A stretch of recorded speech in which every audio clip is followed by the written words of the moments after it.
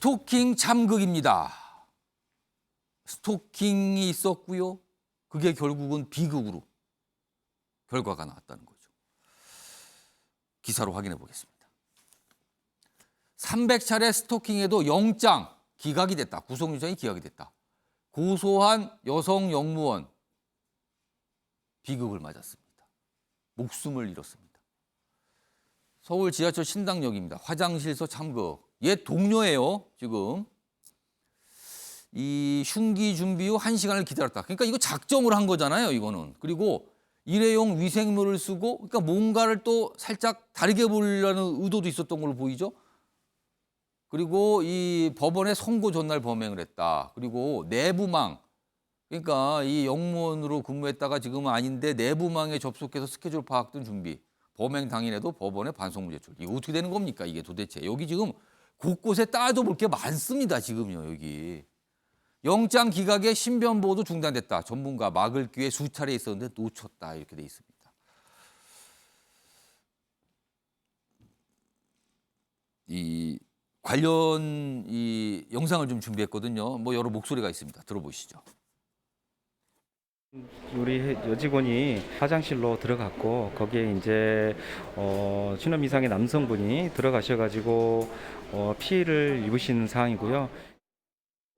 스토킹을 하면서 합의를 종용하고 또 협박을 하고 그런 부분이 이제 부모들이 걱정이 될까 봐 일절 얘기를 안 하고 본인 혼자서 해결하려고 했던 거죠.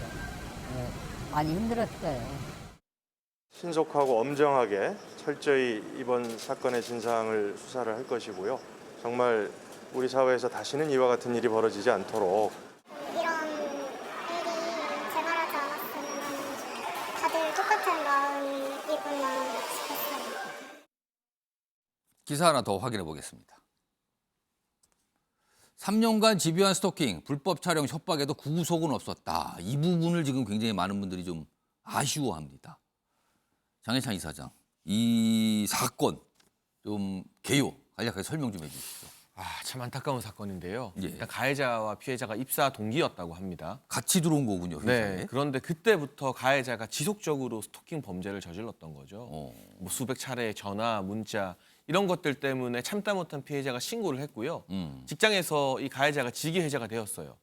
그랬음에도 불구하고 어쨌거나 스토킹 범죄 혐의를 그만둔 것이 아니라 또 말도 안 되는 협박으로 이 피해자를 더 힘들게 만들었어요.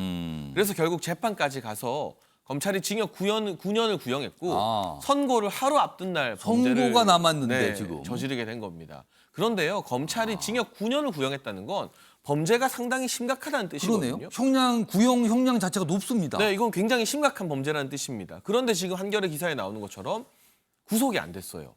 주거지가 일정하다는 이유로. 만에 하나 법원에서 구속영장 신청된 걸 받아줬다면 이런 안타까운 사고를 미연에 방지할 수도 있었겠죠. 예. 그리고 피해자가 적극적으로 원하지 않았다라는 알 수 없는 사유로 이 부분도 이제 피해자 유족의 이야기를 들어봐야겠습니다만 경찰에서도 신변 보호를 하지 않았다고 합니다. 영장 기각 이후에. 그러니까 이게 우리 사회가 아직까지 스토킹 범죄에 대해서 너무 미온적인 것 같아요. 그리고 여성분들이나 뭐 남성도 스토킹 범죄의 대상이 될 수 있죠. 예. 스토킹 피해를 호소하면서 경찰서 가면요. 별다른 조치가 나오는 게 없어요. 그리고 이번 같은 경우는 워낙 심각하니까 징역 9년이 구형됐던 건데 대부분은 그냥 벌금형에 준하는 경범죄 정도로 너무 가볍게 경찰에서 생각한다는 처리하려고 거죠, 합니다. 저는 이런 스토킹 범죄에 대해서 구형도 구형이지만 법원이 적극적으로 개입해서 체포나 영장 발부 등을 이전과는 다른 형태로 좀 할 필요가 있다는 생각이 들고 한동훈 법무부 장관이 혼자서 이 현장을 다녀갔다고 하고 윤희근 경찰청장도 지금 보셨잖아요. 예. 일선경찰청 방문했는데 이게 이번 사건만 언론에서 화제가 됐다고 저 사람 하나 엄하게 처벌한다고 끝나는 문제가 아닙니다. 스토킹 범죄에 대한 어떤 전반적인 인식을 바꿔야 되고 필요하다면 국회에서도 입법 보완 등을 통해서 스토킹 범죄 뭐 이 강제 체포나 구속이 조금 더 예. 원활하게 될 수 있게끔 법까지도 바꿀 필요가 있어 보입니다. 이게 있어서는 안 될 일이 벌어졌잖아요. 그런데요, 이게 재발 가능성 이거 장담할 수 없다는 거잖아요. 지금 비슷한 수위 그 선상까지 온 경우도 있을 겁니다. 알려지지 않아서 그렇지. 일단 여기서 따져볼 거는요. 이거 여러 가지 있는데 뭐 준비했다잖아요. 뭔가를. 그런데 이겁니다. 내부망 접속, 스케줄 파악 등. 이게 어떻게 된 거죠, 이거? 이 부분. 다음 기사 아까 봤던 기사 다시 가겠습니다. 그리고요, 여기 보면 법원에서는 일단 구속영장이 청구됐을 때 주거지가 일정하다. 그러면서 기각이 됐대요. 아, 이걸로 범행의 어떤 강도나 심각성보다는 주거지가 일정하고 도주 우려 없다. 뭐 이런 거잖아요, 통상. 근데 그렇게 판단했다. 그리고 2차 고소 때 영장 신청도 안 했다. 아, 이겁니다, 지금.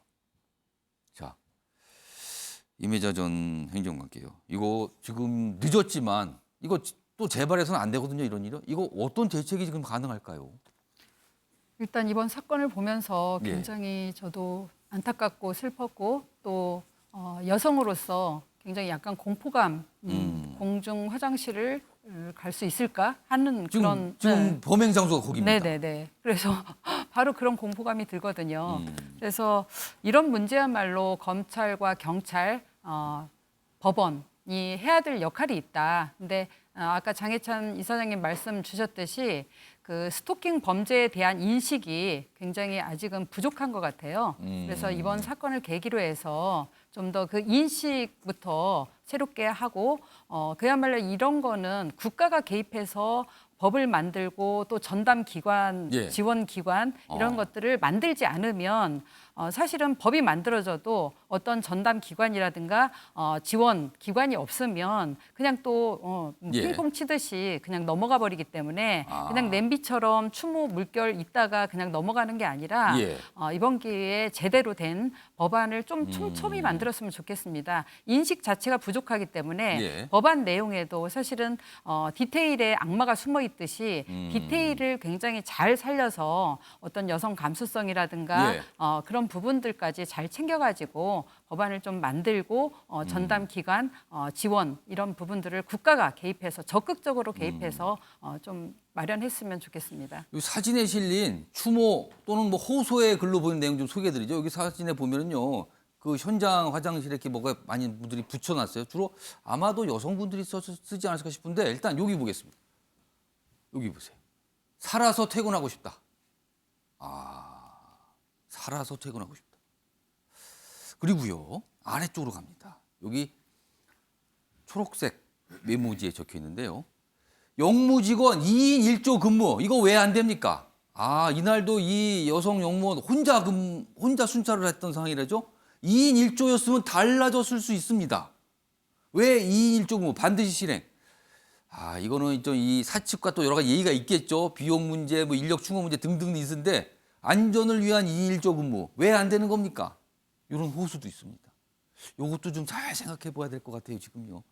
살아서 퇴근하고 싶다. 이게 무슨 소리입니까, 도대체 이게. 우리나라에서요. 우리나라가 이 정도 수준은 아닌 거 아닙니까? 왜 이럽니까, 지금? 반드시 대책을 좀 세워야 될 것 같습니다. 자, 다음 기사 하나 더 소개해드리죠. 역시 뭐 이 사회 분야입니다. 사회 분야인데 이런 일이 있었군요. 촉법 소년이라 잡혀도 처벌 안 받아.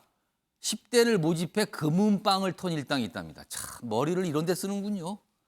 그러니까 촉법 소년은 뭐 범죄를 해도 처벌 안 받으니까 그런 아이들을 동원했다는 거예요. 범행사주, 작물 판매 등 16명 검거, 진술 거부하면 돼 미리 교육까지. 근데 이게 왜 알려졌냐면요. 촉법소년인 줄 알고 범행시켰는데 그중에 하나가 날짜 따져보니까 촉법소년이 아니었대요. 좀 지났답니다. 그래서 뭐가 얘기가 나왔답니다. 이게. 대단합니다. 이런 데 머리들을 쓰는군요. 이렇게. 이런 일도 있었습니다.